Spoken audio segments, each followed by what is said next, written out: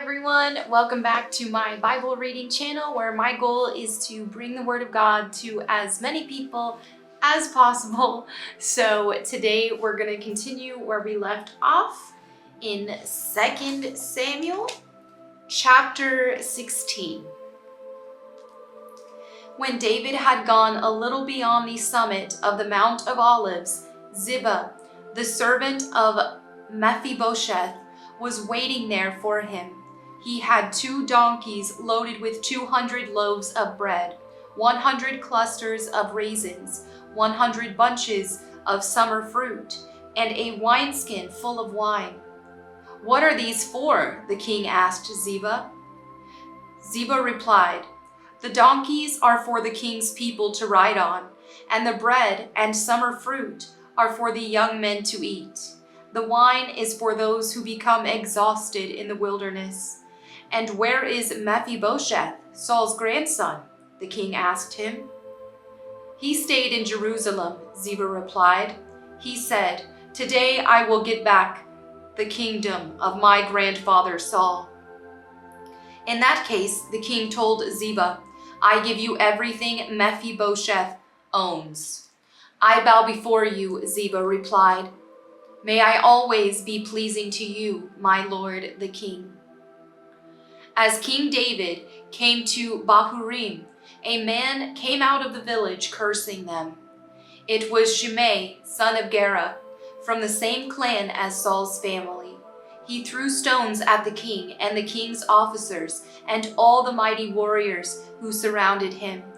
"Get out of here, you murderer, you scoundrel!" he shouted at David. "The Lord is paying you back for all the bloodshed in Saul's clan. You stole his throne, and now the Lord has given it to your son Absalom. At last, you will taste some of your own medicine, for you are a murderer." "Why should this dead dog curse my lord the king?" Abishai, son of Zeruiah, demanded. "Let me go over and cut off his head." "No," the king said. "Who asked your opinion, you sons of Zeruiah? If the Lord has told him to curse me, who are you to stop him?" Then David said to Abishai and to all his servants, "My own son is trying to kill me. Doesn't this relative of Saul have even more reason to do so? Leave him alone and let him curse, for the Lord has told him to do it. And perhaps the Lord will see that I am being wronged and will bless me because of these curses today." So David and his men continued down the road, and Shimei kept pace with them on a nearby hillside, cursing and throwing stones and dirt at David. The king and all who were with him grew weary along the way, so they rested when they reached the Jordan River. Meanwhile, Absalom and all the army of Israel arrived at Jerusalem, accompanied by Ahithophel. When David's friend Hushai the Archite arrived, he went immediately to see Absalom. "Long live the king," he exclaimed. "Long live the king." "Is this the way you treat your friend David?" Absalom asked him. "Why aren't you with him?" "I'm here because I belong to the man who is chosen by the Lord and by all the men of Israel," Hushai replied. "And anyway, why shouldn't I serve you? Just as I was your father's advisor, now I will be your advisor." Then Absalom turned to Ahithophel and asked him, "What should I do next?" Ahithophel told him, "Go and sleep with your father's concubines, for he has left them here to look after the palace. Then all Israel will know that you have insulted your father beyond hope of reconciliation, and they will throw their support to you." So they set up a tent on the palace roof where everyone could see it, and Absalom went in and had sex with his father's concubines. Absalom followed Ahithophel's advice, just as David had done. For every word Ahithophel spoke seemed as wise as though it had come directly from the mouth of God. 2 Samuel chapter 17. Now Ahithophel urged Absalom, "Let me choose 12,000 men to start out after David tonight. I will catch up with him while he is weary and discouraged. He and his troops will panic, and everyone will run away. Then I will kill only the king, and I will bring all the people back to you as a bride returns to her husband. After all, it is only one man's life that you seek. Then you will be at peace with all the people." This plan seemed good to Absalom and to all the elders of Israel. But then Absalom said, "Bring in Hushai the Archite. Let's see what he thinks about this." When Hushai arrived, Absalom told him what Ahithophel had said. Then he asked, "What is your opinion? Should I follow Ahithophel's advice? If not, what do you suggest?" "Well," Hushai replied to Absalom, "this time Ahithophel has made a mistake. You know your father and his men. They are mighty warriors. Right now they are as enraged as a mother bear who has been robbed of her cubs. And remember that your father is an experienced man of war. He won't be spending the night among the troops. He has probably already hidden in some pit or cave. And when he comes out and attacks, and a few of your men fall, there will be panic among your troops, and the word will spread that Absalom's men are being slaughtered. Even then the bravest soldiers, though they have the heart of a lion, will be paralyzed with fear. For all Israel knows what a mighty warrior your father is, and how courageous his men are. I recommend that you mobilize the entire army of Israel, bringing them from as far away as Dan in the north and Beersheba in the south. That way you will have an army as numerous as the sand on the seashore. And I advise that you personally lead the troops. When we find David, we'll fall on him like dew that falls on the ground. Then neither he nor any of his men will be left alive. And if David were to escape into some town, you will have all Israel there at your command. Then we can take ropes and drag the walls of the town into the nearest valley until every stone is torn down." Then Absalom and all the men of Israel said, "Hushai's advice is better than Ahithophel's, for the Lord has determined to defeat the counsel of Ahithophel, which really was the better plan, so that he could bring disaster on Absalom." Hushai told Zadok and Abiathar the priest what Ahithophel had said to Absalom and the elders of Israel, and what he himself had advised instead. "Quick," he told them, "find David and urge him not to stay at these shallows of the Jordan River tonight. He must go across at once into the wilderness beyond. Otherwise he will die, and his entire army with him." Jonathan and Ahimaaz had been staying at En-Rogel, so as not to be seen entering and leaving the city. Arrangements had been made for a servant girl to bring them the message they were to take to King David. But a boy spotted them at En-Rogel, and he told Absalom about it. So they quickly escaped to Bahurim, where a man hid them down inside a well in his courtyard. The man's wife put a cloth over the top of the well and scattered grain on it to dry in the sun. So no one suspected they were there. When Absalom's men arrived, they asked her, "Have you seen Ahimaaz and Jonathan?" The woman replied, "They were here, but they crossed over the brook." Absalom's men looked for them without success and returned to Jerusalem. Then the two men crawled out of the well and hurried on to King David. "Quick," they told him, "cross the Jordan tonight." And they told him how Ahithophel had advised that he be captured and killed. So David and all... My light went out.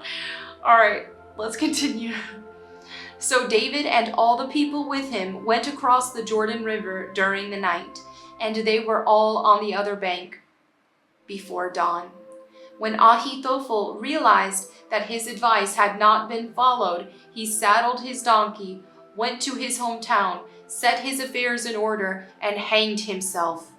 He died there and was buried in the family tomb. David soon arrived at Mahanaim.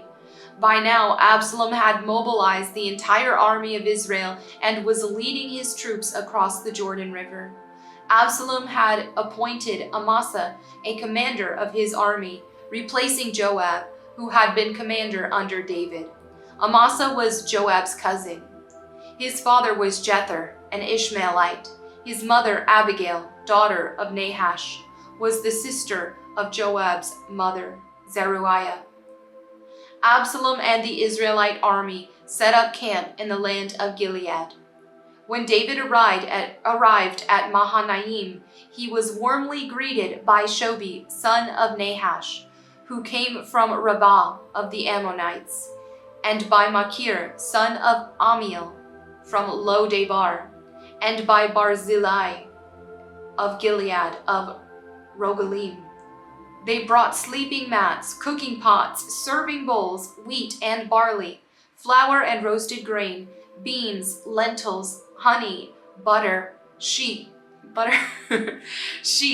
goats, and cheese for David and those who were with him. For they said, "You must all be very hungry and tired and thirsty after your long march through the wilderness." 2 Samuel chapter 18. David now mustered the men who were with him and appointed generals and captains to lead them. He sent the troops out in 3 groups, placing one group under Joab, one under Joab's brother, Abishai, son of Zeruiah, and one under Ittai, the man from Gath. The king told his troops, "I am going out with you." But his men objected strongly. "You must not go," they urged. "If we have to turn and run, and even if half of us die, it will make no difference to Absalom's troops. They will be looking only for you. You are worth 10,000 of us, and it is better that you stay here in the town and send help if we need it." "If you think that's the best plan, I'll do it," the king answered. So he stood alongside the gate of the town as all the troops marched out in groups of hundreds and of thousands. And the king gave this command to Joab, Abishai, and Ittai: "For my sake, deal gently with young Absalom." And all the troops heard the king give this order to his commanders. So the battle began in the forest of Ephraim, and the Israelite troops were beaten back by David's men.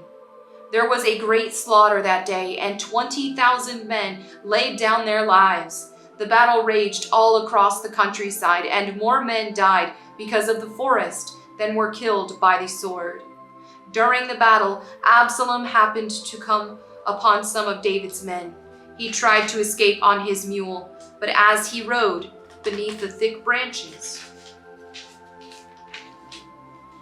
of a great tree, his hair got caught in the tree. His mule kept going and left him dangling in the air. One of David's men saw what had happened and told Joab, I saw Absalom dangling from a great tree." "What?" Joab demanded. "You saw him there and didn't kill him? I would have rewarded you with 10 pieces of silver and a hero's belt." "I would not kill the king's son for even 1,000 pieces of silver," the man replied to Joab. "We all heard the king say to you and Abishai and Ittai, 'For my sake, please spare young Absalom.' And if I had betrayed the king by killing his son, and the king would certainly find out who did it, you yourself would be the first to abandon me." "Enough of this nonsense," Joab said. Then he took 3 daggers and plunged them into Absalom's heart as he dangled, still alive, in the great tree. 10 of Joab's young armor-bearers then surrounded Absalom and killed him. Then Joab blew the ram's horn, and his men returned from chasing the army of Israel.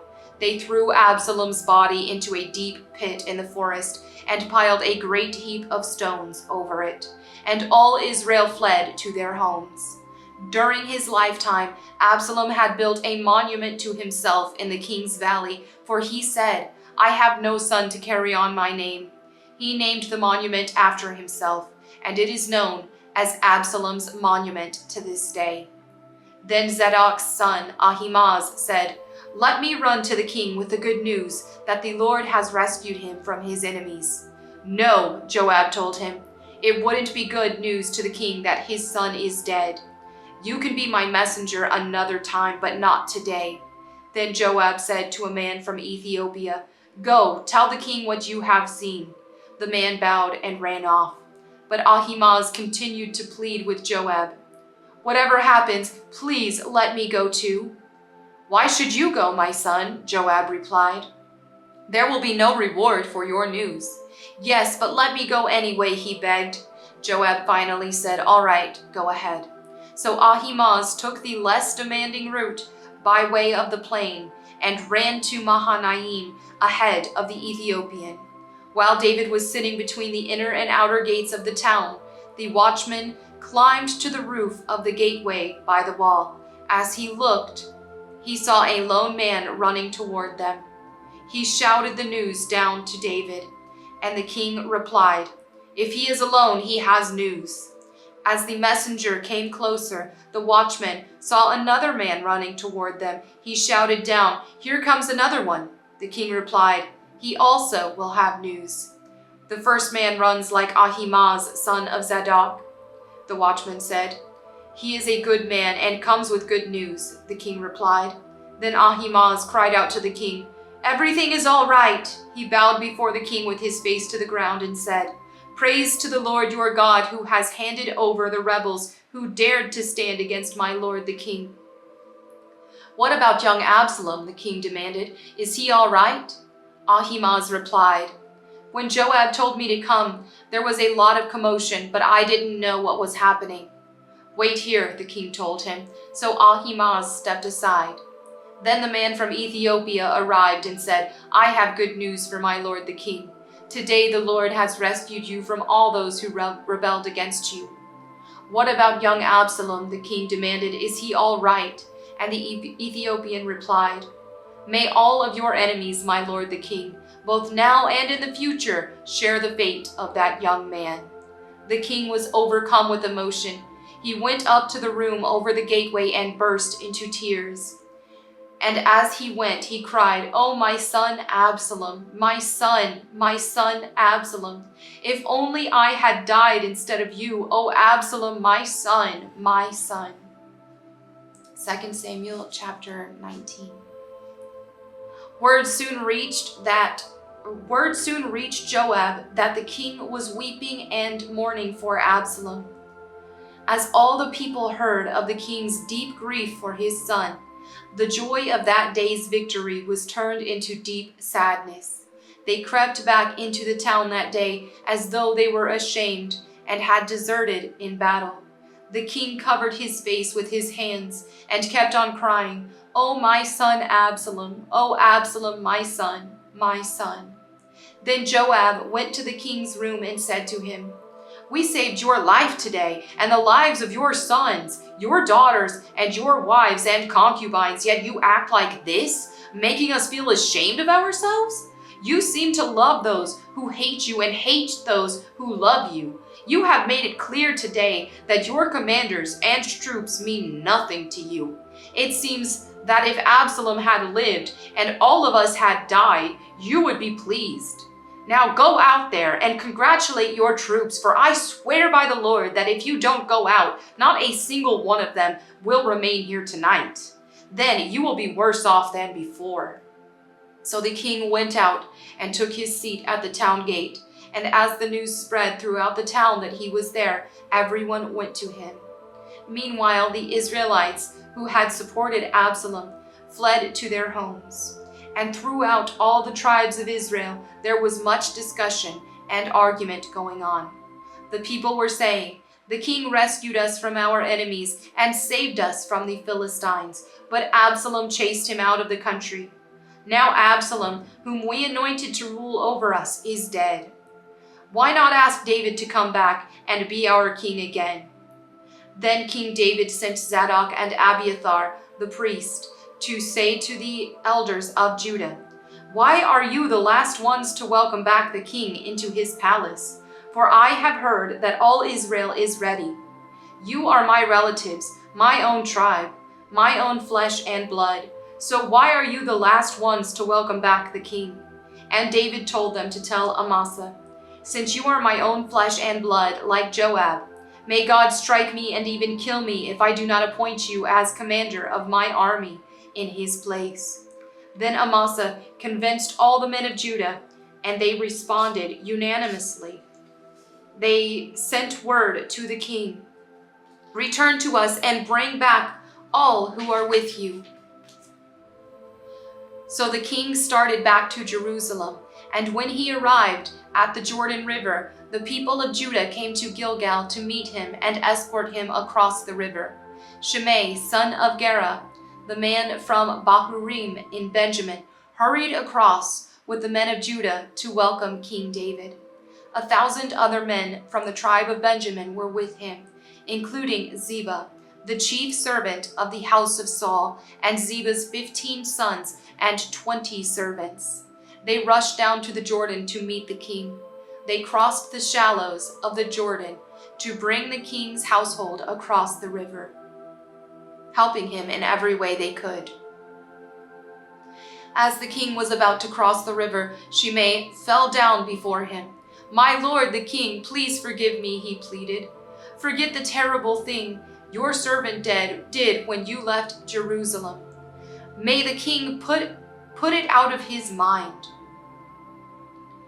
I know how much I sinned.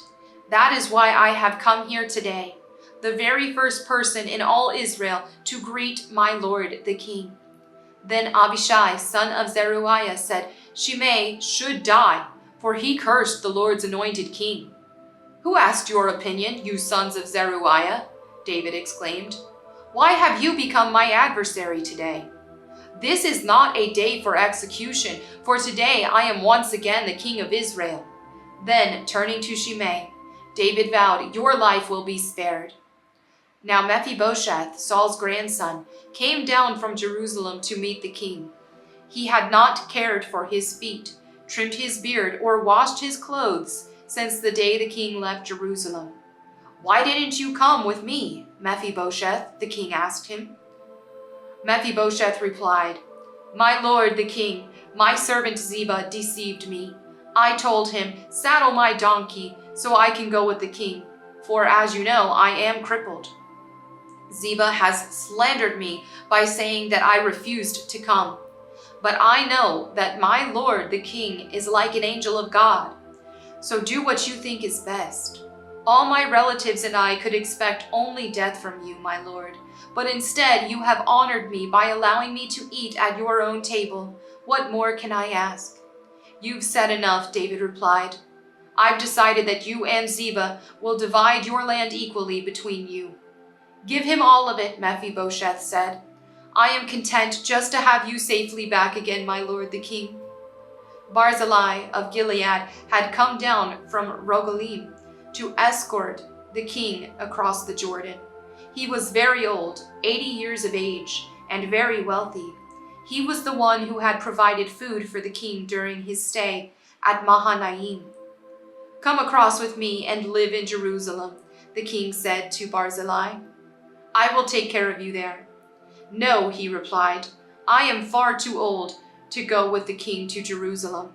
I am 80 years old today, and I can no longer enjoy anything. Food and wine are no longer tasty, and I cannot hear the singers as they sing. I would only be a burden to my lord the king. Just go across the Jordan River with the king is all the honor, or just to go across the Jordan River with the king is all the honor I need. Then let me return again to die in my own town, where my father and mother are buried. But here is your servant, my son, Kimham. Let him go with my lord the king and receive whatever you want to give him." "Good," the king agreed. "Kimham will go with me, and I will help him in any way you would like, and I will do for you anything you want." So all the people crossed the Jordan with the king. After David had blessed Barzillai and kissed him, Barzillai returned to his own home. The king then crossed over to Gilgal, taking Kimham with him. All the troops of Judah and half the troops of Israel escorted the king on his way. But all the men of Israel complained to the king. The men of Judah stole the king and didn't give us the honor of helping take you, your household, and all your men across the Jordan." The men of Judah replied, "The king is one of our own kinsmen. Why should this make you angry? We haven't eaten any of the king's food or received any special favors." "But there are 10 tribes in Israel," the others replied, "so we have 10 times as much right to the king as you do. What right do you have to treat us with such contempt? Weren't we the first to speak of bringing him back to be our king again?" The argument continued back and forth, and the men of Judah spoke even more harshly than the men of Israel. 2 Samuel chapter 20. There happened to be a troublemaker there named Sheba, son of Bichri, a man from the tribe of Benjamin. Sheba blew a ram's horn and began to chant, "Down with the dynasty of David! We have no interest in the son of Jesse. Come on, you men of Israel, back to your homes." So all the men of Israel deserted David and followed Sheba, son of Bichri. But the men of Judah stayed with their king and escorted him from the Jordan River to Jerusalem. When David came to his palace in Jerusalem, he took the 10 concubines he had left to look after the palace and placed them in seclusion. Their needs were provided for, but he no longer slept with them. So each of them lived like a widow until she died. Then the king told Amasa, "Mobilize the army of Judah within 3 days and report back at that time." So Amasa went out to notify Judah, but it took him longer than the time he had been given. Then David said to Abishai, "Sheba, son of Bichri, is going to hurt us more than Absalom did. Quick, take my troops and chase after him before he gets into a fortified town where we can't reach him." So Abishai and Joab, together with the king's bodyguard and all the mighty warriors, set out from Jerusalem to go after Sheba. As they arrived at the great stone in Gibeon, Amasa met them. Joab was wearing his military tunic with a dagger strapped to his belt. As he stepped forward to greet Amasa, he slipped the dagger from its sheath. "How are you, my cousin?" Joab said, and took him by the beard with his right hand, as though to kiss him. Amasa didn't notice the dagger in his left hand, and Joab stabbed him in the stomach with it, so that his insides gushed out onto the ground. Joab did not need to strike again, and Amasa soon died. Joab and his brother Abishai left him lying there and continued after Sheba. One of Joab's young men shouted to Amasa's troops, "If you are for Joab and David, come and follow Joab." But Amasa lay in his blood in the middle of the road, and Joab's man saw that everyone was stopping to stare at him. So he pulled him off the road into a field and threw a cloak over him. With Amasa's body out of the way, everyone went on with Joab to capture Sheba, son of Bichri. Meanwhile, Sheba traveled through all the tribes of Israel and eventually came to the town of Abel-Beth-Maachah. All the members of his own clan, the Bichrites, assembled for battle and followed him into the town. When Joab's forces arrived, they attacked Abel-Beth-Maachah. They built a siege ramp against the town's fortifications and began battering down the wall. But a wise woman in the town called out to Joab, "Listen to me, Joab. Come over here so I can talk to you." As he approached, the woman asked, "Are you Joab?" "I am," he replied. So she said, "Listen carefully to your servant." "I'm listening," he said. Then she continued, "There used to be a saying, 'If you want to settle an argument, ask advice at the town of Abel.' I am one who is peace-loving and faithful in Israel, but you are destroying an important town in Israel. Why do you want to devour what belongs to the Lord?" And Joab replied, "Believe me, I don't want to devour or destroy your town.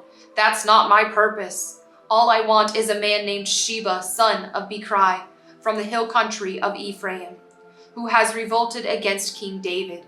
If you hand over this one man to me, I will leave the town in peace." "All right," the woman replied. "We will throw his head over the wall to you." Then the woman went to all the people with her wise advice, and they cut off Sheba's head and threw it out to Joab. So he blew the ram's horn and called his troops back from the attack. They all returned to their homes, and Joab returned to the king at Jerusalem. Now Joab was the commander of the army of Israel. Benaiah, son of Jehoiada, was captain of the king's bodyguard. Adoniram was in charge of forced labor. Jehoshaphat, son of Ahilud, was the royal historian. Sheva was the court secretary. Zadok and Abiathar were the priest. And Ira, a descendant of Jair, was David's personal priest. And there you have it for today's reading. Thank you all so much for your fellowship. As always, if you have any prayer requests, feel free to leave those in the comments below so that myself, my prayer team, and anyone else who reads them can pray for you. And yeah, I'll see you again tomorrow. Bye.